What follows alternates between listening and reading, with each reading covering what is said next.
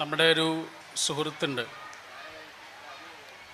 അവൾ പറഞ്ഞതാ, അവളുടെ കല്യാണം കഴിഞ്ഞിട്ട് ഭർത്താവിൻ്റെ വീട്ടിൽ നിന്ന്, പ്രത്യേകിച്ച് ഭർത്താവിൻ്റെ അമ്മയുടെ അടുത്ത് നിന്ന് അവൾക്ക് നല്ല ഓർമ്മകളൊന്നുമില്ല. ഭയങ്കര ദേഷ്യപ്പെടും, ചെറിയ കാര്യങ്ങൾക്ക് വലിയ വാശി കാണിക്കും, കുറ്റപ്പെടുത്തും. അങ്ങനെ ഒരു കരുണയും അവളോട് കാണിച്ചിട്ടില്ലാത്ത ഒരമ്മ. അമ്മയെക്കുറിച്ച് പറയുമ്പോഴൊക്കെ അവൾക്ക് നല്ല ഓർമ്മകളേ ഇല്ല. എന്നിട്ട് അവൾ പറയാ, അവള് ഗർഭിണിയായിരിക്കുന്ന സമയത്ത്, ഒരു 8 മാസമൊക്കെ ഉള്ള സമയത്ത് അവൾക്ക് വല്ലാതെ വേദന എടുത്തു. ഭയങ്കര വേദന എടുത്ത് അവസാനം ആശുപത്രിയിലേക്കൊക്കെ കൊണ്ടുപോയി മരുന്നൊക്കെ കുടിച്ച് തിരിച്ചു വന്ന് അവൾ കിടന്ന് പതുക്കെ ഉറങ്ങിപ്പോയി. കുറേ സമയം കഴിഞ്ഞപ്പോൾ ആരോ ഇങ്ങനെ തൊടുന്നത് പോലെ തോന്നിയിട്ട് അവൾ മെല്ലെ കണ്ണ് തുറന്ന് നോക്കിയപ്പോൾ ആരാന്നറിയോ? അമ്മ. അമ്മ അവളെ മെല്ലെ ഇങ്ങനെ തലോടി കൊടുക്കുക. അവൾ മെല്ലെ കണ്ണ് തുറന്നപ്പോൾ അമ്മയാണ് എന്ന് മനസ്സിലായപ്പോൾ അവൾ അങ്ങനെ കിടന്നു. ആ തലോടൽ കിട്ടാൻ വേണ്ടിയിട്ട്, കുറേ സമയം കിട്ടാൻ വേണ്ടിയിട്ട് അവൾ അവിടെ തന്നെ കിടന്നു. അമ്മ കുറേ സമയം തലോടി കൊടുത്ത്. ആ രാത്രിയെക്കുറിച്ച് പറയുമ്പോൾ അവൾ പറയണത് എന്താണെന്നറിയോ? അമ്മ മരിച്ചു. അമ്മ കുറച്ചു കാലം കഴിഞ്ഞ് മരിച്ചു. എന്നിട്ട് അവൾ പറയാ, അമ്മ എനിക്ക് നല്ല ഓർമ്മകളൊന്നും തന്നില്ല, വലിയ രീതിയിൽ എന്നെ വേദനിപ്പിക്കുകയും ചെയ്തു. എന്നാലും അമ്മ എന്ന് പറയുമ്പോൾ ഇപ്പം എൻ്റെ മനസ്സിൽ ആ വേദനിപ്പിച്ച ഓർമ്മകളൊക്കെ മാഞ്ഞുപോയി.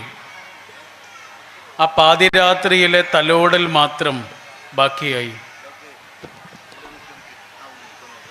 ഒരു പാതിരാത്രിയിലെ ഒറ്റ തലോടൽ മാത്രം ബാക്കിയാവുകയും ബാക്കിയുള്ളതൊക്കെ മാഞ്ഞു പോവുകയും ചെയ്തു.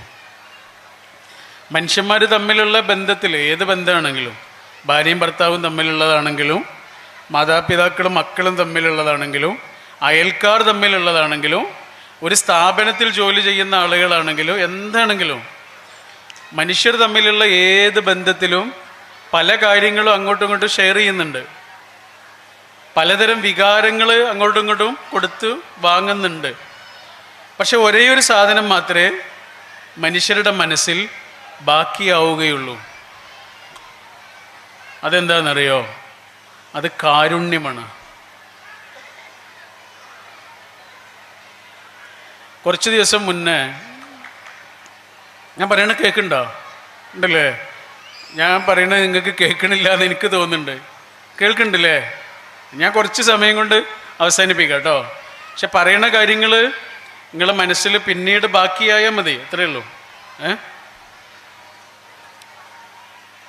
കുറച്ച് ദിവസം മുന്നേ എന്നോട് എൻ്റെ കൂടെയുള്ള ആള്, അവളെ റമി എന്നാണ് വിളിക്കുക, അവൾ എന്നോട് ചോദിച്ചു, നിങ്ങളോട് എനിക്ക് ഏറ്റവും സ്നേഹം തോന്നുന്നത് എപ്പോഴാണ് എന്നറിയോ എന്ന് ചോദിച്ചു. അപ്പം എനിക്കത് കേൾക്കാൻ ഭയങ്കര ആവേശമായി. എന്നോട് അവൾക്ക് ഏറ്റവും സ്നേഹം തോന്നുന്നത് എപ്പോഴാണ് എന്നറിയാൻ എനിക്ക് ഭയങ്കര കൗതുകമായി. അപ്പം ഞാൻ ചോദിച്ചു, എപ്പോഴാണ് എന്നോട് ഏറ്റവും സ്നേഹം തോന്നാറുള്ളത് എപ്പോഴാണ്? അപ്പം എന്നോട് പറഞ്ഞു, അവർ രാത്രി നല്ല ഡീപ്പായിട്ട് ഉറങ്ങുന്ന സമയത്ത് പേടിച്ച് കരയും, പേടിച്ച് ഉണരും. എന്തെങ്കിലുമൊക്കെ കണ്ടിട്ട് പേടിച്ച് ഉണരും. കുട്ടിക്കാലം മുതലുണ്ട് അവർക്കത്. അങ്ങനെ പേടിച്ച് ഉണരുന്ന സമയത്ത് അവൾ എന്നോട് പറയാ, നിങ്ങളിൻ്റെ അടുത്തുണ്ട് എന്ന് എനിക്ക് മനസ്സിലാകുമ്പോൾ ഞാൻ നിങ്ങളെ കെട്ടിപ്പിടിക്കും. ഞാൻ അങ്ങനെ നിങ്ങളെ കെട്ടിപ്പിടിക്കുന്ന സമയത്ത് നിങ്ങൾ എന്നെ ഇങ്ങനെ കെട്ടിപ്പിടിച്ചിട്ട് ഇങ്ങനെ മെല്ലെ എന്നെ ഇങ്ങനെ കൊട്ടും. ആ സമയം എനിക്ക് നിങ്ങളോട് ഏറ്റവും സ്നേഹം തോന്നുന്ന സമയമാണ്. നിങ്ങൾ എൻ്റെ കൂടെ ഉണ്ട് എന്നുള്ളതിൽ, ഇങ്ങനെ ഒരാൾ എൻ്റെ ജീവിതത്തിലേക്ക് വന്നു എന്നതിൽ എനിക്ക് ഏറ്റവും സമാധാനം തോന്നുന്ന സമയം അതാണ്. അപ്പം ഞാൻ ആലോചിക്കുകയായിരുന്നു, ഞാനും ആ പെൺകുട്ടിയും തമ്മിൽ ഏതെല്ലാം ഫീലിങ്സ് അങ്ങോട്ടും ഇങ്ങോട്ടും കൊടുക്കുകയും വാങ്ങുകയും ചെയ്തിട്ടുണ്ട്. നിങ്ങളൊക്കെ നിങ്ങളുടെ ജീവിതത്തിലുള്ള ആളുകളുമായിട്ട് എന്തെല്ലാം ഫീലിങ്സ് അങ്ങോട്ടും ഇങ്ങോട്ടും നമ്മൾ കൊടുക്കുകയും വാങ്ങുകയും ചെയ്യുന്നുണ്ട്. പക്ഷെ അതൊക്കെ പതുക്കെ പതുക്കെ മറഞ്ഞു പോവുകയും ഒരേ ഒരു ഫീലിംഗ് മാത്രം ബാക്കിയാവുകയും ചെയ്യുന്നു. അതിൻ്റെ പേരാണ് കരുണ. ഈ കാരുണ്യം ഒരാളുടെ മനസ്സിലുണ്ടെങ്കിൽ അയാൾക്ക് മനുഷ്യർക്ക് മാപ്പ് കൊടുക്കാൻ കഴിയുള്ളൂ. അതാ, കാരണം നമ്മുടെ ജീവിതത്തിലേക്ക് വന്നതൊരു മനുഷ്യനാണ്, മലക്കല്ല. മനുഷ്യനാകുമ്പോൾ അയാൾക്ക് തെറ്റുകൾ പറ്റും, അയാൾക്ക് പോരായ്മകൾ ഉണ്ടാവും. ഒരേ ആളോട് തന്നെ പിന്നെയും പിന്നെയും നമ്മൾ പുറത്തു കൊടുക്കേണ്ടി വരും. ഒരേ ആൾക്ക് തന്നെ പിന്നെയും പിന്നെയും മാപ്പ് കൊടുക്കേണ്ടി വരും. അതെന്തുകൊണ്ടാ? ഇയാൾ മനുഷ്യനായതുകൊണ്ടാണ്. നമ്മൾ സാധാരണ പറയില്ലേ, പിന്നെ നമ്മുടെ സുഹൃത്തുക്കളുടെ അല്ലെങ്കിൽ നമ്മുടെ കുടുംബക്കാരുടെയൊക്കെ സ്നേഹം ശരിക്ക് അറിയാനുള്ള മാർഗം എന്താണ്? നമുക്ക് എന്തെങ്കിലും ഒരു വലിയ നഷ്ടം വന്നു, സാമ്പത്തിക നഷ്ടം വന്ന് നമ്മളാകെ പാപ്പരായ സമയത്ത് നമ്മുടെ കൂടെ ആരുണ്ട്, അങ്ങനെയല്ലേ നമ്മൾ പറയാം. നമ്മുടെ കയ്യിൽ നല്ല പൈസ ഉണ്ടാകുമ്പോൾ കുറേ ആളുകളുണ്ടാവും. എന്നാൽ നമ്മുടെ കയ്യിൽ പൈസ കുറയുമ്പോഴോ അധികാരം ഉണ്ടാവില്ല. അപ്പം നമുക്ക് മനസ്സിലാവും ആരൊക്കെയാണ് ശരിക്കും നമ്മുടെ കൂടെ ഉള്ളത് എന്നാണ് നമ്മൾ പറയാറുള്ളത്. പക്ഷേ എനിക്ക് അങ്ങനെയല്ല തോന്നുന്നത്. നമ്മുടെ കൂടെ ഉള്ള ആളുകളിൽ ആരാണ് ശരിക്കും നമ്മളെ സ്നേഹിക്കുന്നത് എന്നുള്ളതിനേക്കാൾ നമ്മളെ വില വെക്കുന്നത്, നമുക്കൊരു വില തരുന്നത് ആരാണ് എന്നറിയാനുള്ള ഏറ്റവും നല്ല മാർഗം, നമ്മൾക്കൊരു തെറ്റു പറ്റിപ്പോയി, നമ്മളൊരു തെറ്റ് ചെയ്തു, അറിഞ്ഞുകൊണ്ടോ അറിയാതെയോ നമ്മുടെ അടുത്ത് നിന്ന് ഒരബദ്ധം വന്നു, നാട്ടുകാർ മുഴുവനും നമ്മുടെ കൈയൊഴിയും, ഒരാളും നമ്മുടെ കൂടെ ഉണ്ടാവില്ല. എന്നാൽ അപ്പോഴും നമ്മളെ ചേർത്ത് നിർത്തുന്ന, നമ്മളെ കൈവിടാത്ത ഒന്നോ രണ്ടോ മനുഷ്യരുണ്ടാവും. നമ്മൾ ചെയ്ത തെറ്റിനെ അല്ല, നമ്മൾ ചെയ്തത് തെറ്റന്നെയാണ്, അതിനെ അവർ ന്യായീകരിക്കൊന്നുമില്ല. പക്ഷെ നമ്മളെ കൈവിടാതിരിക്കുന്ന മനുഷ്യരില്ലേ, അവരാണ് ശരിക്കുള്ള നമ്മുടെ മനുഷ്യൻ. കാരണം നമ്മുടെ ജീവിതത്തിലേക്ക് വന്ന ആള് മനുഷ്യനാണ്. മനുഷ്യനാവുക എന്ന് പറഞ്ഞാൽ തന്നെ എന്താണ്? അയാൾക്ക് പോരായ്മകൾ ഉണ്ടാവുക എന്നാണ്. ബൈബിളിൽ ഒരു കഥയുണ്ട്.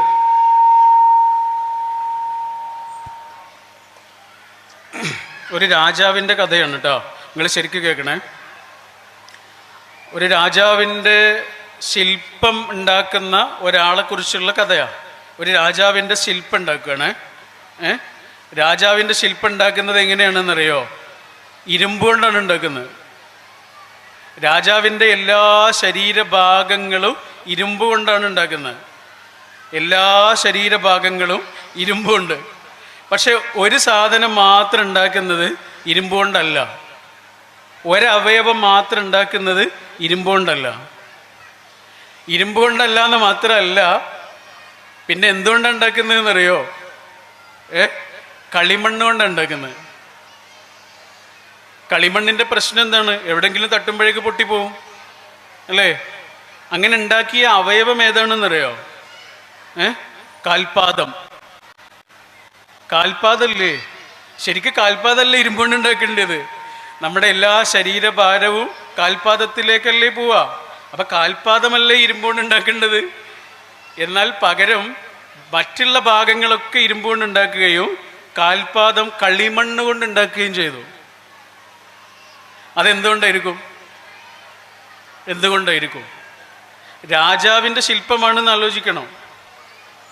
എത്ര വലിയ മനുഷ്യനാണെങ്കിലും, എത്ര മഹാനായ മനുഷ്യനാണെങ്കിലും, എത്ര പ്രസിദ്ധനായ മനുഷ്യനാണെങ്കിലും, എത്ര ഭക്തനായ മനുഷ്യനാണെങ്കിലും, ചെറിയ ഒരു പ്രലോഭനത്തിൽ തട്ടുമ്പോഴേക്ക് പൊടിഞ്ഞു പോകുന്ന കാൽപാദമാണ് ഏതൊരു മനുഷ്യൻ്റെതും. എത്ര വലിയ മനുഷ്യനാണെങ്കിലും അയാൾ ചെറിയ ചെറിയ പ്രലോഭനങ്ങളിൽ, ചെറിയ ചെറിയ വശീകരണങ്ങളിൽ, ചെറിയ ചെറിയ കൊതികളിൽ വീണുപോയേക്കാം. ചെറിയ ഒരു കല്ലിൽ തട്ടുമ്പോഴേക്ക് പൊടിഞ്ഞു പോകാൻ മാത്രം ദുർബലമായ കാൽപാദമാണ് ഏതൊരു മനുഷ്യനും ഉള്ളത്. അതാണ് ബാലേട്ടൻ എന്ന് പറഞ്ഞൊരു സിനിമയുണ്ട്. അതിലൊരു പാട്ടുണ്ട്. അച്ഛൻ മരിച്ചതിൻ്റെ പിറ്റേന്ന് മകൻ പാടുന്ന പാട്ടാണ്. നെടുമുടി വേണുവാണ് അച്ഛൻ. അച്ഛൻ മരിച്ചു. അതിൻ്റെ പിറ്റേന്ന് അച്ഛനെക്കുറിച്ച് ആലോചിച്ച് മോഹൻലാലിൻ്റെ കഥാപാത്രം പാടുന്ന പാട്ടിൽ ഒരു വരി ഇങ്ങനെയാണ്. എന്താണെന്നറിയോ?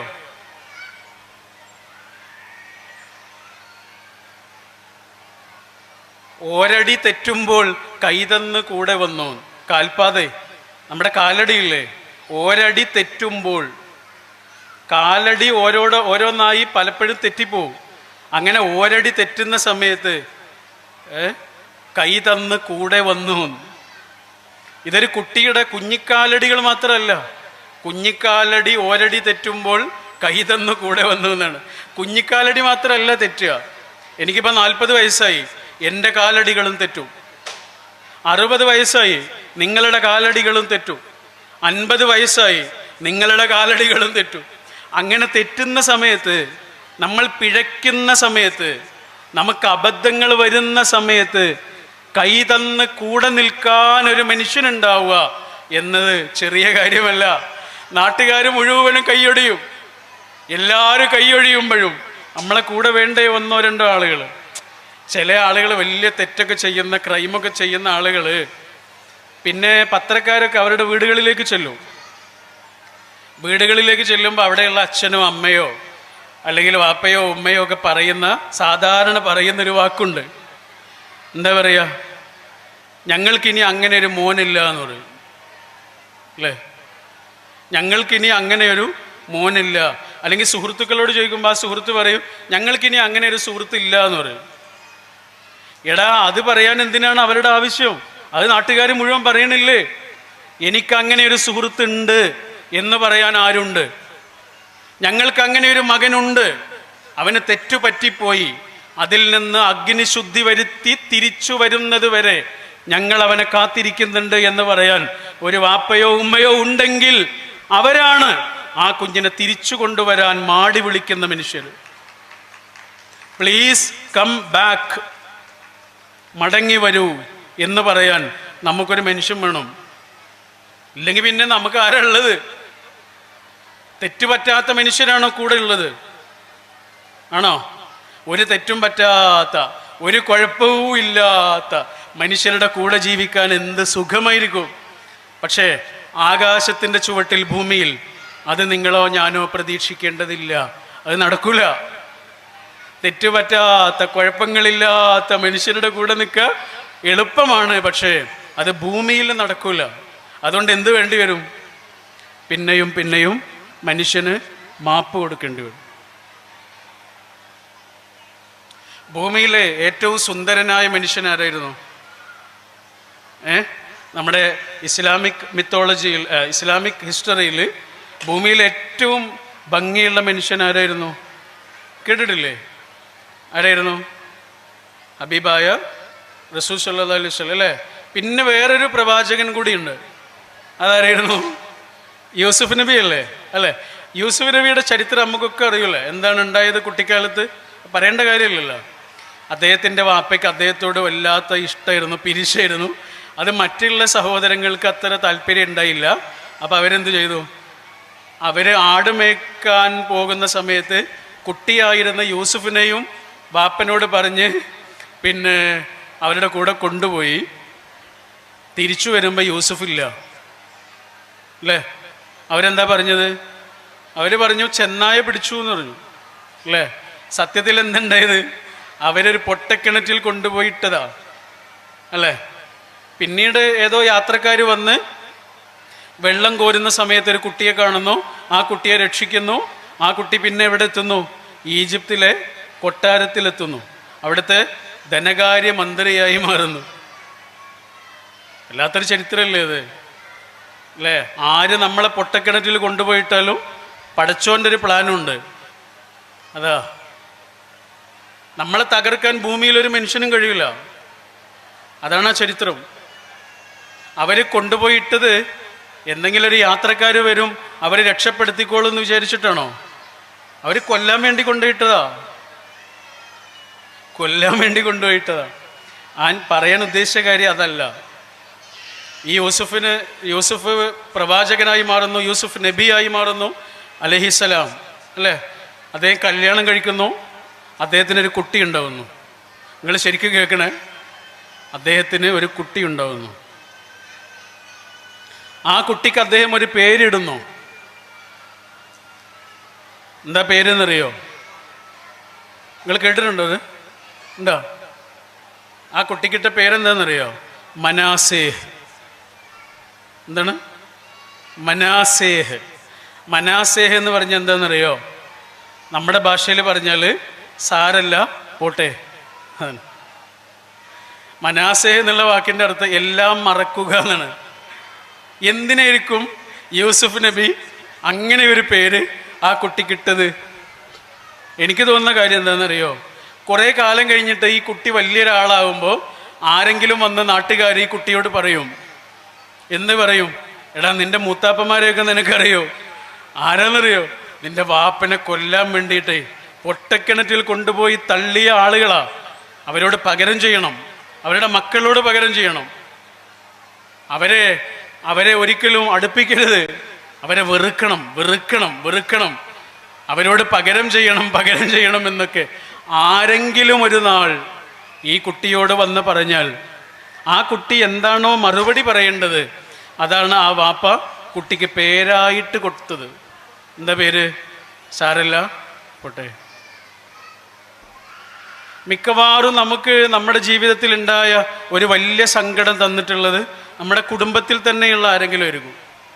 അത് മനുഷ്യൻ്റെ ഒരു ദുര്യോഗമാണ്, മനുഷ്യ ജീവിതത്തിൻ്റെ ഒരു വലിയ സങ്കടമാണ്. നമ്മുടെ ജീവിതത്തിൽ മറക്കാനാവാത്തൊരു സങ്കടം, നമ്മുടെ കുട്ടിക്കാലം മുതൽ നമ്മുടെ പിന്നാലെ കൂടുന്നൊരു സങ്കടം. അതാ ഇപ്പം എനിക്ക് 40 വയസ്സായി എന്ന് പറഞ്ഞില്ല. 40 വയസ്സായി എന്നെ നിങ്ങൾ അപമാനിച്ചു നോക്കൂ, എന്നെ നിങ്ങൾ വേദനിപ്പിച്ചു നോക്കൂ. എനിക്കതിൽ നിന്ന് പുറത്ത് കിടക്കാൻ ഒരു 3-4 മിനിറ്റ് മതി. അതിനുള്ളൊരു മെക്കാനിസം എൻ്റെ ഉള്ളിൽ വളർന്നു. പക്ഷെ ഒരു 4 വയസ്സായ കുട്ടിയെയാണ് നമ്മൾ അങ്ങനെ വേദനിപ്പിക്കുന്നതെങ്കിലോ 40 വയസ്സായാലും അവനത് മറക്കൂല. ആ തരത്തിൽ കുട്ടിക്കാലം മുതൽ നമ്മുടെ ഇങ്ങനെ വല്ലാതെ അലട്ടിയ ഒരു സങ്കടം, ഒരു വേദന, ഒരപമാനം നമുക്ക് മിക്കവാറും കിട്ടിയിട്ടുണ്ടാവുക നമ്മുടെ കുടുംബത്തിൽ തന്നെ ആയിരിക്കും, അല്ലേ? അവരോട് നമുക്ക് പറയാവുന്ന ഏറ്റവും നല്ലൊരു വാക്കാണ് യൂസുഫ് നബി മകനോട് പറഞ്ഞത്, എല്ലാം മറക്കുക. 2 ചങ്ങാതിമാരിങ്ങനെ യാത്ര പോയ ഒരു കഥയുണ്ട്. 2 ആൾ നല്ല ചങ്ങാതിമാരാണ്. അങ്ങനെ യാത്ര പോകുന്ന സമയത്ത് അവർ തമ്മിൽ എന്തോ ഒരു വഴക്കുണ്ടായി. അപ്പോൾ ഒരാൾ മറ്റേയാളെ അടിച്ചു. നല്ലോണം അടി കിട്ടിയിട്ട് ഇയാൾ തിരിച്ചൊന്നും ചെയ്തില്ല. ഇയാൾ ആകെ ചെയ്തത് എന്താണെന്നറിയോ? അവിടെ നിലത്തിരുന്നിട്ട് മണലിൽ ഇങ്ങനെ എഴുതി വെച്ചു, എന്ത്? ഇവിടെ വെച്ച് എൻ്റെ ചങ്ങാതി എന്നെ അടിച്ചു. യാത്ര കഴിഞ്ഞിട്ടില്ല, യാത്ര പിന്നെയും തുടർന്ന് പോവുക. കുറേ ദിവസങ്ങൾ കഴിഞ്ഞു. അവരൊരു പുഴ കടന്നിങ്ങനെ പോവുക, നല്ല വെള്ളമുണ്ട്. അതിൻ്റെ ഇടയിലൂടെ ഓരോ പാറക്കല്ലുകളുണ്ട്. ആ പാറക്കല്ലിലൊക്കെ ചവിട്ടിയിട്ട് ഇങ്ങനെ പോവുക. പാറക്കല്ലിൽ ചവിട്ടി പോകുന്നതിനിടയിൽ ഒരാളിങ്ങനെ തെന്നിപ്പോയ സമയത്ത് മറ്റേയാളിങ്ങനെ ചേർത്ത് പിടിച്ചു, വീഴാതെ പിടിച്ചു. ഈ വീഴാതെ പിടിച്ചതാരാന്നറിയോ? നേരത്തെ അടിച്ച ആളാണ്. അപ്പം മറ്റേയാളില്ലേ, പുഴ കടന്ന് അക്കരെ എത്തിയ ശേഷം ആദ്യം ചെയ്തത് എന്താണെന്നറിയാം? അയാളുടെ സഞ്ചിയിലൊരു കത്തിയുണ്ട്. ആ കത്തി എടുത്തിട്ട് പാറക്കല്ലിൽ ഇങ്ങനെ എഴുതി വെച്ചു. എന്താ എഴുതി വെച്ച്? ഇവിടെ വെച്ച് എൻ്റെ ചങ്ങാതി പുഴയിലേക്ക് വീഴാതെ എന്നെ കാത്തു രക്ഷിച്ചു. മറ്റേയാൾ ചോദിച്ചു, അതെന്താ? ഇന്നലെ ഞാൻ അടിച്ച സമയത്ത് മണലിലാണല്ലോ എഴുതിയത്. ഇന്നലെ ഞാൻ അടിച്ച സമയത്ത് വേദനിപ്പിച്ച സംഭവം മണലിലാണല്ലോ എഴുതിയത്. ഇന്ന് ഞാൻ സ്നേഹിച്ച സംഭവം പാറയിലാണല്ലോ കൊത്തിവെച്ചത്. അപ്പോൾ അവൻ പറഞ്ഞു, അതങ്ങനെയാണ്. വേദനിപ്പിച്ച ഓർമ്മകളൊക്കെ മണലിൽ എഴുതിയാൽ മതി, ഒരു കാറ്റ് വന്ന് അതിനെ മറച്ചു കളയട്ടെ. പക്ഷേ സ്നേഹിച്ച ഓർമ്മകൾ അങ്ങനെയല്ല, അത് നമുക്ക് വേണം. വരാനിരിക്കുന്ന നമ്മുടെ കുട്ടികളും അത് പറയണം. നമ്മൾ സ്നേഹിച്ച കഥകളില്ലേ, വരാനിരിക്കുന്ന തലമുറകൾ പറയണം. നമ്മൾ ദ്രോഹിച്ച കഥകളല്ല, അതൊക്കെ മണലിൽ എഴുതിയാൽ മതി, അതൊക്കെ മാഞ്ഞു പോകണം, ബാക്കിയാവരുത്. പക്ഷേ നമ്മൾ സ്നേഹിച്ച കഥകളില്ലേ, വരാനിരിക്കുന്ന മനുഷ്യരും അതറിയണം, അത് കേൾക്കണം, അത് പറയണം എന്നാണ് ആ സുഹൃത്ത് പങ്കുവച്ചത്. ഞാൻ എൻ്റെ വാക്കുകൾ അവസാനിപ്പിക്കുന്നു. ഞാൻ പറഞ്ഞത് ഇത്രയുമാണ്. മനുഷ്യർ തമ്മിൽ പലതരത്തിലുള്ള വികാരങ്ങൾ അങ്ങോട്ടും ഇങ്ങോട്ടും കൊടുക്കുന്നുണ്ട്.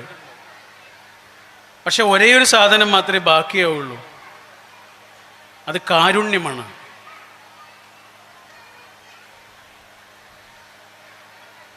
ശിഹാബുദ്ദീൻ പൊയ്ത്തുംകടവ് എന്ന ഒരു എഴുത്തുകാരനുണ്ട് മലയാളത്തിൽ. അദ്ദേഹം ഈ അടുത്ത് എഴുതിയ ഒരു കഥയുണ്ട്. ആ കഥയിൽ ഒരു അച്ഛനെ കുറിച്ച്, ഒരു വാപ്പയെക്കുറിച്ച്. അയാൾ നല്ല കാലത്ത് ഒരുപാട് അധ്വാനിച്ച് മക്കളെ പോറ്റി വളർത്തി കുടുംബത്തെ സംരക്ഷിച്ച് മക്കളൊക്കെ വലിയ ആളുകളായി പതുക്കെ പതുക്കെ ഈ വാപ്പയില്ലേ വീട്ടിൽ സ്ഥാനമില്ലാത്ത ഒരാളായിട്ട് ഇങ്ങനെ മാറുക. അയാൾ അവിടെ ഒരു അധികപ്പറ്റായിട്ട് മാറുക. അയാൾക്കൊരു വിലയില്ല. അതാ, അയാൾക്കൊരു വിലയില്ല.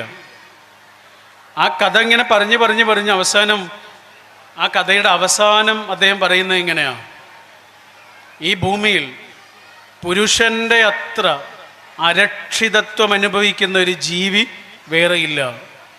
വല്ലാത്തൊരു വാക്കാണ്. ഈ പ്രപഞ്ചത്തിൽ പുരുഷൻ്റെ അത്ര അരക്ഷിതത്വം അനുഭവിക്കുന്ന, ഇൻസെക്യൂരിറ്റി അനുഭവിക്കുന്ന വേറൊരു മനുഷ്യനില്ല. ഒരു സമയം കഴിഞ്ഞാൽ അയാളെ ആർക്കും വേണ്ട, അയാളുടെ ഭാര്യയ്ക്ക് പോലും അയാളെ വേണ്ട. എന്നിട്ട് ആ കഥയുടെ അവസാനത്തെ വരി ഇങ്ങനെയാണ്: മുറ്റത്തെ കുറ്റിമുല്ലയുടെ ചെടി ഒരു കാലത്ത് മുല്ലയാണ്, നിറയെ പൂക്കളായിരുന്നു, എല്ലാവർക്കും വേണം, കുട്ടികളൊക്കെ അതിൻ്റെ ചോട്ടിലുണ്ടാവും. പതുക്കെ പതുക്കെ അത് ഉണങ്ങിക്കഴിഞ്ഞപ്പോൾ പിന്നെ അതൊരു ചൂലായി മാറിയതുപോലെ ഈ പ്രപഞ്ചത്തിൽ പുരുഷനോളം അരക്ഷിതനായൊരു ജീവി വേറെയില്ല. അതുകൊണ്ടായിരിക്കും വിശുദ്ധ ഖുർആനിൽ ഈ ചെറുപ്പക്കാരായ മക്കളോട് പഠിച്ചവൻ പറയുന്ന ഒരു വാക്കുണ്ട്. എന്താണ്? നിങ്ങളുടെ വാപ്പയ്ക്കും ഉമ്മയ്ക്കും പ്രായമായാൽ, അവർക്ക് വയസ്സായാൽ, അവർക്ക് നിങ്ങളുടെ കാരുണ്യത്തിൻ്റെ ചിറക് താഴ്ത്തി കൊടുക്കണം എന്ന് പറയുന്നു. അങ്ങനെയല്ലേ പറയണു അല്ലേ? വഖ്ഫിൽ, താഴ്ത്തി കൊടുക്ക്, ലഹുമാ, അവർക്ക് രണ്ടു പേർക്കും, ജനാഹ ദുല്ലി മിനർ റഹ്മ, നിന്റെ കാരുണ്യത്തിൻ്റെ ചിറക്. നമുക്ക് വല്ല ചിറകുണ്ടോ? എനിക്ക് ചിറകുണ്ടോ? നിങ്ങൾക്ക് ചിറകുണ്ടോ? പിന്നെ എന്താണ് ഈ പറയണേ? കാരുണ്യത്തിൻ്റെ ചിറക് കൊടുക്കണം എന്നല്ല പറയണേ, കാരുണ്യത്തിൻ്റെ ചിറക് താഴ്ത്തി കൊടുക്കണം എന്നാ പറഞ്ഞ. എന്തൊരു വാക്കാണല്ലേ, എന്ത് രസമുള്ളൊരു വാക്കാ. നിങ്ങളെ കാരുണ്യത്തിൻ്റെ ചിറക് താഴ്ത്തി കൊടുക്കണം എന്ന് പറഞ്ഞാൽ എന്താ? അവർക്കിങ്ങനെ എത്തിപ്പിടിക്കാൻ പ്രയാസം ഉണ്ടാവരുത്. അതാ, അവർക്ക് കിട്ടാതെ പോകരുത്, അവർക്ക് നമ്മളെ കിട്ടാതെ പോകരുത്. നിങ്ങൾ അവർക്ക് അവൈലബിൾ ആയിരിക്കണം. അതാണ് പറഞ്ഞത്. ഖുർആൻ അത് കവിത പോലെ പറഞ്ഞു എന്നേ ഉള്ളൂ. പറഞ്ഞത് ഇത്രയാണ്: നിങ്ങളെ കാരുണ്യം അവർക്ക് കിട്ടണം, അവർക്ക് കിട്ടാതെ പോകരുത്, അവർക്ക് അവൈലബിൾ ആയിരിക്കണം. ഗൾഫിലുള്ളൊരു ആൾ പറഞ്ഞൊരു സംഭവമാണ്. അദ്ദേഹത്തിൻ്റെ മകനെയും കൊണ്ട് ഷോപ്പിംഗ് മാളിലേക്ക് പോയി. ഭാര്യയല്ല, മോനും ബാപ്പയും മാത്രം. ചെറിയ മോനാണ്, ഒരു 3 വയസ്സൊക്കെ ഉണ്ടാവും. അവരിങ്ങനെ നടന്ന് ഷോപ്പ് ചെയ്യുന്നതിനിടയിൽ ഈ കുട്ടിയെ കാണാനില്ല. എത്ര നോക്കിയിട്ട് ഇവനെ കാണാനില്ല. വലിയ ഷോപ്പിംഗ് മാളാണ്. അതിൻ്റെ ഇടയിൽ എവിടെയോ ഇവനെ മിസ്സായി. എത്ര നോക്കിയിട്ട് ആളെ കിട്ടുന്നില്ല. അവസാനം 2-2.5 മണിക്കൂർ നേരം കഴിഞ്ഞിട്ടാണ് ആ വാപ്പയുടെ മുന്നിൽ ഈ കുട്ടിയെ കിട്ടുന്നത്. അയാൾ അവനെ കെട്ടിപ്പിടിച്ച് കരയാണ്. സന്തോഷം കൊണ്ട് അയാൾക്ക് നിയന്ത്രിക്കാനാവാതെ കരഞ്ഞ് അയാൾ അങ്ങനെ തിരിച്ചു വീട്ടിലേക്ക് വരുമ്പോൾ അയാൾ എന്താ ചെയ്യുന്നതെന്നറിയാം? നാട്ടിലേക്കുള്ള ടിക്കറ്റ് എടുത്തിട്ടുണ്ട്. ഭാര്യയോട് ചെന്നിട്ട് വിവരമൊക്കെ പറഞ്ഞപ്പോൾ ഭാര്യ ചോദിച്ചു, അതല്ല മോനെ കിട്ടിയില്ലേ, ഇനി എന്തിനാ നാട്ടിലേക്ക് പോണേ? മോനെ കിട്ടിയല്ലോ, പിന്നെ എന്തിനാണ് നാട്ടിലേക്ക് പെട്ടെന്ന് പോകുന്നതെന്ന് ചോദിച്ചു. അപ്പോൾ അയാൾ പറഞ്ഞ വാക്ക് ഇതാണ്: 2.5 മണിക്കൂർ നേരം എൻ്റെ കുട്ടിയെ കാണാതായപ്പോൾ എൻ്റെ ഉള്ളിലുണ്ടായൊരു തീയുണ്ട്. 2 കൊല്ലമായിട്ട് എന്നെ കാണാതിരിക്കുന്ന എൻ്റെ ഉമ്മാൻ്റെ മനസ്സിലെ തീ എത്രയാവുമെന്ന് എനിക്കിപ്പോഴാണ് മനസ്സിലായത്. അത് മനസ്സിലാകാൻ എനിക്കിപ്പോഴാണ് പറ്റിയത്. എനിക്ക് നാട്ടിൽ പോയേ പറ്റുള്ളൂ, ഉമ്മനെ കണ്ടേ പറ്റുള്ളൂ. വഖ്ഫിൽ ലഹുമ ജനാഹ ദുല്ലി മിനർ റഹ്മ. നമ്മൾ അവർക്ക് അവൈലബിൾ ആവുക. ഹബീബായ റസൂൽ സല്ലല്ലാഹു അലൈഹി വസല്ലമയുടെ റസൂലുള്ളാഹിക്ക് വളരെ ഇഷ്ടപ്പെട്ട ഒരാളുണ്ട്. അബ്ദുല്ലാഹി ബിൻ ഉമർ എന്നാണ്, കേട്ടില്ലേ? ഉമർ റളിയല്ലാഹു അൻഹുവിൻ്റെ മകനാണ്. നബിക്ക് ഭയങ്കര ഇഷ്ടമായിരുന്നു. നബിയോട് തിരിച്ചു എങ്ങനെ അദ്ദേഹത്തെക്കുറിച്ച് പറയണ, നബി ചവിട്ടിയെടുത്ത് ചവിട്ടുന്നാണ്. നബി ഇങ്ങനെ നടന്നു പോകുമ്പോൾ നബി എവിടെയാണോ കാൽപാദം പതിച്ചത് അവിടെ കാൽപാദം പതിക്കാൻ മത്സരിക്കുന്ന ഒരു സഹാബിയായിരുന്നു. അപ്പോൾ ആ സ്നേഹത്തിലെന്ന് പറഞ്ഞ് അറിയിക്കേണ്ട കാര്യമില്ല. അദ്ദേഹത്തിൻ്റെ അടുത്ത് ഒരാൾ വന്ന് എന്നിട്ട് പറഞ്ഞു, ഞാൻ കുറേ തെറ്റുകൾ ചെയ്തിട്ടുണ്ട്, കുറേ തെറ്റുകൾ ചെയ്തിട്ടുണ്ട്, ഞാൻ എന്താണ് അതിന് പകരം ചെയ്യേണ്ടത്? എനിക്കിപ്പോൾ കുറ്റബോധമാണ്, അതിനൊന്നും ചെയ്യേണ്ടില്ലായിരുന്നു എന്നൊക്കെ തോന്നുന്നുണ്ട്, ഞാൻ എന്താണ് ചെയ്യേണ്ടതെന്ന് ചോദിച്ചു. അപ്പോൾ ഇദ്ദേഹം തിരിച്ചു ചോദിച്ചത് എന്താണെന്നറിയോ? നിങ്ങളെ ഉമ്മ ജീവിച്ചിരിപ്പുണ്ടോ എന്ന് ചോദിച്ചു. എന്താ ചോദിക്കുന്നത്? നിങ്ങളുടെ ഉമ്മ ജീവിച്ചിരിപ്പുണ്ടോ? അപ്പോൾ അയാൾ പറഞ്ഞു, ഇല്ല, ഉമ്മ മരിച്ചു. വാപ്പ ജീവിച്ചിരിപ്പുണ്ടോ? ഇല്ല, വാപ്പയും മരിച്ചു. ഉമ്മയും വാപ്പയും മരിച്ചു? ആ, അമ്മയും വാപ്പയും മരിച്ചു. ആണല്ലേ? നിങ്ങളൊരു കാര്യം ചെയ്യൂ, നിങ്ങൾ മനുഷ്യർക്കൊക്കെ എന്തെങ്കിലും നന്മകൾ ചെയ്യൂ. നിങ്ങൾ ചെയ്ത ദ്രോഹത്തിന് പകരമായി എന്തെങ്കിലും നന്മകൾ ചെയ്യൂ, അത്രയേ ഉള്ളൂ. അപ്പോൾ അദ്ദേഹം അവിടുന്ന് പോയതിന് ശേഷം അവിടെയുള്ള ആളുകൾ അദ്ദേഹത്തോട് ചോദിച്ചു, അതല്ല, കുറേ തെറ്റുകൾ ചെയ്തിട്ടുണ്ട് എന്ന് വന്ന് പറഞ്ഞൊരു മനുഷ്യനോട് വാപ്പ ജീവിച്ചിരിപ്പുണ്ടോ ഉമ്മ ജീവിച്ചിരിപ്പുണ്ടോ എന്നൊക്കെ ചോദിച്ചത് എന്തിനാണ്? അപ്പം അദ്ദേഹം പറഞ്ഞു, എന്താണെന്നറിയോ? അദ്ദേഹം പറഞ്ഞു, ഒന്നുമില്ല, ഈ വാപ്പനെയും ഉമ്മനെയും സന്തോഷിപ്പിച്ചാൽ, അവർക്ക് സന്തോഷം ഉണ്ടാകുന്ന ചെറിയ ചെറിയ കാര്യങ്ങളില്ലേ, അത് ചെയ്തു കൊടുത്താൽ നമ്മുടെ പാപങ്ങൾ പൊറുക്കുമെന്ന് എൻ്റെ റസൂൽ എന്നോട് പറഞ്ഞിട്ടുണ്ട്. എൻ്റെ വാപ്പയും ഉമ്മയും മരിച്ചതാണ്. 2013 എൻ്റെ ഉമ്മ പോയി, 2015 എൻ്റെ വാപ്പയും പോയി, രണ്ടാളും പോയി. എനിക്കൊരു വലിയ അവസരമാണ് ഭൂമിയിൽ വെച്ച് നഷ്ടപ്പെട്ടത്. ഈ കാരുണ്യം എന്നുള്ള അറബി വാക്കില്ലേ, മലയാള വാക്കില്ലേ, അതിന് അറബിയിൽ എന്താ പറയുക? എന്താ പറയുക? റഹ്മത്ത് എന്നല്ലേ പറയാ, അല്ലേ? റഹ്മ. ഈ റഹ്മ എന്നുള്ള വാക്കിന് വേറൊരു അർത്ഥമുണ്ട്. എന്താണെന്നറിയാം? കാരുണ്യം എന്നല്ലാതെ വേറെ ഒരർത്ഥമുണ്ട്, ഭയങ്കര രസമുള്ളൊരർത്ഥമാണ്. അതെന്താണെന്നറിയോ? ഗർഭപാത്രം എന്നാണ്. കുടുംബ ബന്ധമല്ലേ നമ്മൾ ഇതിന്? ഈ കുടുംബ ബന്ധത്തിന് റഹ്മ എന്ന് പറയും, കാരണം ഒരേ ഗർഭപാത്രത്തിൽ നിന്ന് വന്ന ആളുകളാണ്. റഹ്മ എന്നുള്ള വാക്കിന് രണ്ടർത്ഥം, ഒന്നെന്താണ്? കാരുണ്യം, ഒന്നെന്താണ്? ഗർഭപാത്രം. ഈ ഗർഭപാത്രവും കാരുണ്യവും തമ്മിൽ എന്തെങ്കിലും ബന്ധമുണ്ടോ? ഉണ്ടോ? ചെറിയൊരു ബന്ധമുണ്ട് എന്ന് എനിക്ക് തോന്നുന്നുണ്ട്. അതെന്താണെന്നറിയോ? ഈ ഗർഭപാത്രം എന്ന് പറയുന്നത് 3-4 സെൻറ്റിമീറ്റർ മാത്രം വലിപ്പമുള്ള ഒരു ചെറിയ അറയാണ്. അറ 3-4 സെൻറ്റിമീറ്ററേ ഉള്ളൂ, അത്രയേ ഉള്ളൂ. പക്ഷേ ആ 3-4 സെൻറ്റിമീറ്റർ മാത്രം വലിപ്പമുള്ള ആ ചെറിയ അറയാണ് 3-4 കിലോ വലുപ്പമുള്ള ഒരു കുട്ടിക്ക് വേണ്ടിയിട്ട് സ്വയം വലുതാകുന്നത്. അല്ലേ? എന്താണ് കാരുണ്യം എന്ന് പറഞ്ഞാൽ? എന്താ? ഒരാളുടെ മനസ്സ് വലുതാകുന്നതിൻ്റെ പേരാണ്. നമുക്കിഷ്ടമില്ലാത്ത മനുഷ്യരുണ്ടാവും, നമുക്ക് താല്പര്യമില്ലാത്ത മനുഷ്യരുണ്ടാവും, നമ്മളോട് യാതൊരു തരത്തിലും അനുകൂലമല്ലാത്ത നിലപാടുള്ള മനുഷ്യരുണ്ടാവും. ആ മനുഷ്യരെയും സ്നേഹിക്കാനൊന്നും നമുക്ക് ചിലപ്പോൾ കഴിയണമെന്നില്ല. പക്ഷെ ആ മനുഷ്യരെയും ഉൾക്കൊള്ളാൻ പറ്റുന്ന വിധത്തിൽ ഒരാൾ സ്വയം വലുതാകലാണ് എന്ത്? കാരുണ്യം. ഓരോ മനുഷ്യനും ഓരോ സമയത്ത് ഓരോ അവസ്ഥയാണ്, അല്ലേ? രാവിലെയുള്ള ആളല്ല വൈകുന്നേരം, ഇന്നലെയുള്ള ആളല്ല ഇന്ന്, കഴിഞ്ഞ മാസം കണ്ട ആളല്ല ഈ മാസം. ഒരേ മനുഷ്യൻ്റെ ഉള്ളിൽ തന്നെ എന്തെല്ലാം വ്യത്യാസങ്ങളാണ് വന്നുകൊണ്ടിരിക്കുന്നത്. ഇപ്പോൾ ഇവിടെ കൂടുതലുള്ളത് സ്ത്രീകളാണ്. ഇതിലൊരു 90% സ്ത്രീകളാണ് അല്ലേ.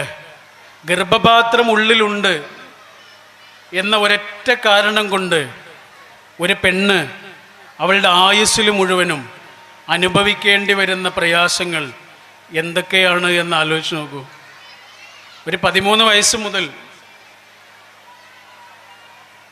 അല്ലെങ്കിൽ ഒരു 13-14 വയസ്സ് മുതൽ ഒരു 50 വയസ്സിനോടടുത്തൊരു മെനോപോസ് വരെ ഒരു പെണ്ണ് ഇത് അവൾക്ക് വേണ്ടിയാണോ? ആണോ? അവൾക്കിതെന്തുണ്ടെങ്കിലും മെച്ചമുണ്ടോ? ഈ മനുഷ്യവംശത്തിന് വേണ്ടി പടച്ചോൻ അവളെ ഏൽപ്പിച്ച ഒരു ജോലി, പടച്ചോൻ അവളുടെ ഉള്ളിൽ ഏൽപ്പിച്ച ഒരു ഉത്തരവാദിത്വത്തിന് വേണ്ടിയിട്ട് അവൾ എന്തെല്ലാം മാനസികാവസ്ഥകളിലൂടെ കടന്നു പോകണം, എന്തെല്ലാം മൂഡ് സ്വിങ്സിലൂടെ കടന്നു പോകണം, എന്തെല്ലാം മനസ്സിലെ സംഘർഷങ്ങളിലൂടെ കടന്നു പോകണം അല്ലേ. എൻ്റെ പെണ്ണിനോട് വന്നിട്ട് പറയാ, എന്താണെന്നറിയില്ല, ഈ മാസം വല്ലാത്ത വേദനയും തളർച്ചയും ഒക്കെ ഉണ്ട് എന്ന് അവൾ നമ്മളോട് വന്ന് പറയുമ്പോൾ അതെന്തിനാ? വേദനയ്ക്കുള്ള മരുന്ന് വാങ്ങിക്കൊടുക്കാനാണോ? ആണോ? അങ്ങനെയാണെങ്കിൽ അവൾ മെഡിക്കൽ ഷോപ്പിൽ ചെന്നിട്ടാ പറയാ. ഇതെന്തിനാ നമ്മളോട് പറഞ്ഞത്? ഒരൊറ്റ കാര്യത്തിന് വേണ്ടിയിട്ടാ, കാരുണ്യം. ഇന്നലെ ഉള്ളതുപോലെ അല്ല കേട്ടോ ഇന്നെന്നോട് പെരുമാറേണ്ടത്. കഴിഞ്ഞ ആഴ്ചയിൽ എന്നോട് പെരുമാറിയതുപോലെ അല്ല കേട്ടോ ഈ ആഴ്ച എന്നോട് പെരുമാറേണ്ടത്. ഉള്ളിലെ ഗർഭപാത്രം കൊടുക്കുന്ന സംഘർഷങ്ങൾ ഇതൊരു പെണ്ണിന് മാത്രമേ ഉള്ളൂ. ഒരാണിന് അവൻ്റേതായ സംഘർഷങ്ങളുണ്ട്. അവനത് പറയ പോലും ഇല്ല. അതാണ് പെണ്ണ് പറയും, പുരുഷൻ പറയ പോലും ഇല്ല. പറയാതെ വിങ്ങുന്ന മനസ്സായിരിക്കും. പറയാതെ വിങ്ങുന്ന മനസ്സുമായിട്ട് ജീവിക്കുക ചെയ്യുക. എല്ലാവരുടെ മുറിവും ഉണക്കേണ്ട ഉത്തരവാദിത്വം അയാൾക്കാണ് അല്ലേ. അയാളുടെ മുറിവ് ആരുണക്കും? നമ്മൾ പെട്ടെന്ന് മുറിവൊക്കെ ഉണ്ടായാൽ പെട്ടെന്ന് ഒരു മരുന്ന് ആയിട്ട് ഉപയോഗിച്ചിരുന്ന കമ്മ്യൂണിസ്റ്റ് അപ്പ ഇല്ലേ അല്ലേ. അപ്പം അതധികം കാണാറില്ല അല്ലേ കമ്മ്യൂണിസ്റ്റ് അപ്പ. കമ്മ്യൂണിസം ഒരു കാലത്ത് ലോകത്ത് വളരെ വ്യാപകമായി പെട്ടെന്ന് പിടിച്ചു കയറി. അങ്ങനെയാണ് പച്ച നിറത്തിലുള്ള ഒരു ചെടിക്ക് കമ്മ്യൂണിസ്റ്റ് അപ്പ എന്ന് പേര് കിട്ടിയത്. കാരണം അത് പെട്ടെന്ന് പിടിച്ചു കയറി. വെള്ളമൊന്നും വേണ്ട, ആരും വെള്ളം ഒഴിച്ചു കൊടുക്കൊന്നും വേണ്ട. കമ്മ്യൂണിസ്റ്റ് അപ്പ എന്നാണ് നമ്മൾ പറയും അല്ലേ. പെട്ടെന്ന് മുറിവുണക്കാനുള്ള ചെടിക്ക് വിളിക്കുന്ന പേരെന്താ? അപ്പ. എന്താണ്? അപ്പ. ക്രിസ്ത്യൻ സഹോദരങ്ങൾ അവരുടെ അച്ഛനെ വിളിക്കുന്ന പേരെന്താണെന്നറിയാം? അപ്പ. നമ്മളിപ്പെന്ന് പറയും, അല്ലെങ്കിൽ വാപ്പാന്ന് പറയും, ഒക്കെ ഒന്ന് തന്നെയല്ലേ. പെട്ടെന്ന് ഉണക്കാനുള്ള ചെടിയുടെ പേരാണ് അപ്പ. പെട്ടെന്ന് ഓടിക്കേറാവുന്ന മെഡിക്കൽ ഷോപ്പിൻ്റെ പേരാണ്. ഏത് വേദനയ്ക്കും പെട്ടെന്ന് പെയ്യുന്ന പച്ചമരുന്നിൻ്റെ മഴയാണ് വാപ്പ, ഉപ്പ. ഓരോ മനുഷ്യനും അവരുടേതായ സംഘർഷങ്ങളുണ്ട്. ആ സംഘർഷങ്ങളോടെ ആ മനുഷ്യനെ ഉൾക്കൊള്ളാനും തിരിച്ചറിയാനുമാണ് നമുക്ക് ഈ മനുഷ്യന്മാർ.